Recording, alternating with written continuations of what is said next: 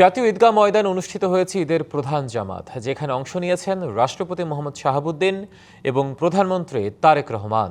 প্রায় ১.৫ যুগ পর দেশের মাটিতে ঈদের জামাতে অংশ নিলেন প্রধানমন্ত্রী, আর রাষ্ট্রপতি ও প্রধানমন্ত্রী একসাথে ঈদের জামাত আদায় করলেন প্রায় ৩ যুগ পর।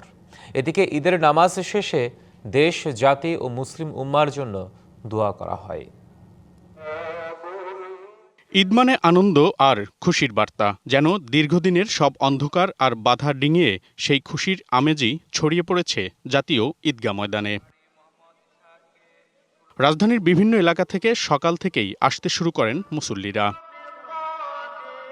সকাল 8:30টায় ঈদের জামাত শুরুর কিছুক্ষণ আগে ঈদগাহ ময়দানে আসেন প্রধানমন্ত্রী তারেক রহমান। সবার সাথে কুশল বিনিময় করেন তিনি। প্রায় ১.৫ যুগ পর দেশের মাটিতে ঈদের নামাজ আদায় করেন তিনি। এরপর ঈদগাহ ময়দানে আসেন রাষ্ট্রপতি মোহাম্মদ শাহাবুদ্দিন। সবার সাথে কুশল বিনিময় করেন তিনিও। পরে অনুষ্ঠিত হয় ঈদের প্রথম জামাত। নামাজ পড়ান জাতীয় মসজিদ বাইতুল মোকাররমের খতিব মুফতি মুহাম্মদ আব্দুল খালেক। চাই A1 SWR Pipe and Fittings, A1 Engineers #1 choice। পরে দেশ, জাতি ও মুসলিম উম্মাহর জন্য করা হয় দোয়া। পরে রাষ্ট্রপতি ও প্রধানমন্ত্রী নিজেদের মধ্যে ঈদ শুভেচ্ছা বিনিময় করেন।